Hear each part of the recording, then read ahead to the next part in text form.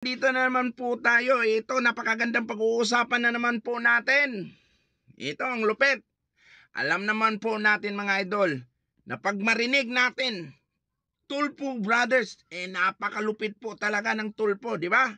Ayan, napakaangas at napakatigas po ng mga Tulpo at alam po natin na dati po ang mga Tulpo Brothers, talagang saludong saludo po yan sila sa mga Duterte.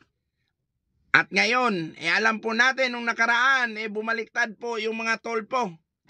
Bumaliktad po sa mga buaya. Ayan. Kaya ngayon mga idol, nandito na naman ang ating idol na tagapagtanggol po ng mga Duterte na si Senador Marcolita. Ayan. Kaya akala ba natin napakagaling nitong mga Tulpo na to?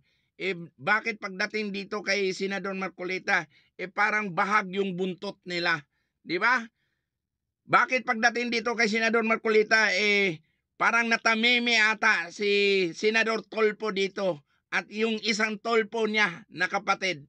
Ayan, pakinggan po natin mga idol kung bakit po natamimi itong mga Tulpo dito sa kanilang mga tanong at ginisa po sila sa sarili nilang mantika.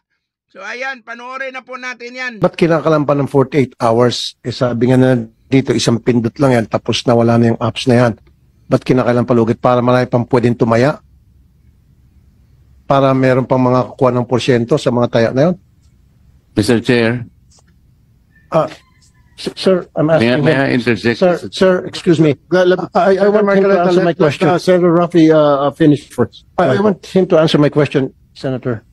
Pakisagot lang po yung tanong ko. Ba't kinakailangan ng 48 hours na pwede naman gawin agad-agad? Tulad nga sinabi ni Senator Villanueva and Senator Migs, nagtataka lang kami. At si Erwin nga nagsabi, pag hindi mo makagawa yan in 48 hours, iko-contempt ka.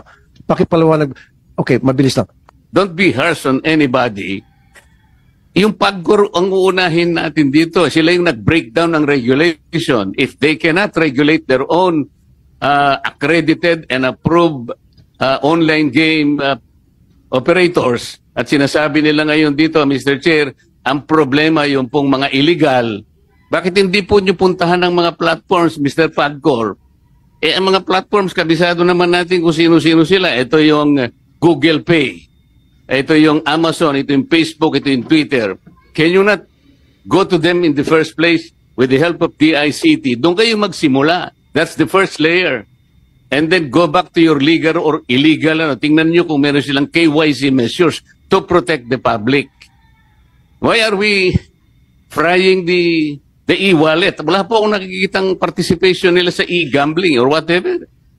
Yes, but they are the conduit to But for the record, I was the one who suggested. Hindi po pwedeng magtaya yung mga bata kung wala yun. Kaya nga po, ang sinasabi ko, i-suspend nila. Tapos na yun. Pag sinuspend nila lahat, yung link, so wala na pong magbabayad. At the very least, merong provisional tayong nagawa ngayon. May provisional measure that we have done. But let us not naman fry people. Let me answer. Mr. Chair. Bakit nag-isa? Yeah. Senator Let me, Cayetano with then your Senator permission, dahil Taveros. ako po yung medyo uminitulo. First and foremost, tama po, Senator Marcoleta, ikaw nag-suggest. Ang kasalanan ko, I take all of your suggestions seriously.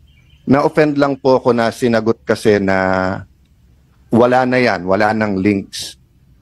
Samantalang nung inon ko yung phone ng aking staff, meron pa rin link. Just to put on record, Mr. Chairman, just like Senator Marcoleta, I share the same thing. I have nothing against e-wallets, etc. It's just that ginagamit sila eh. But it appears that na hindi nagagawa ng regulating body yung dapat niyang gawin.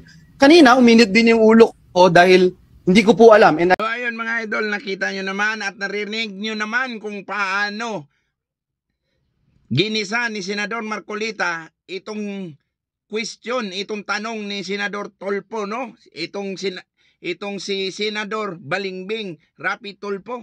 Grabe. Natamimi. Anong nangyari? Kaya kayo, pagdating kay Marcolita, itamimi kayo ngayon. Dati ang angas-angas ninyo kung magtanong dati. At kung makapagsalita kayo sa mga Duterte dati, grabe yung balingbing ninyong ginagawa.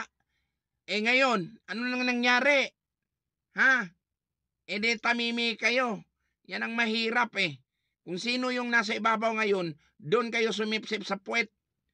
Kaya, ito mga kababayan, pag-isipan natin sa susunod, no? Dahil, ang hirap talaga, yung mga taong walang paninindigan, tulad nitong mga tulpo na to.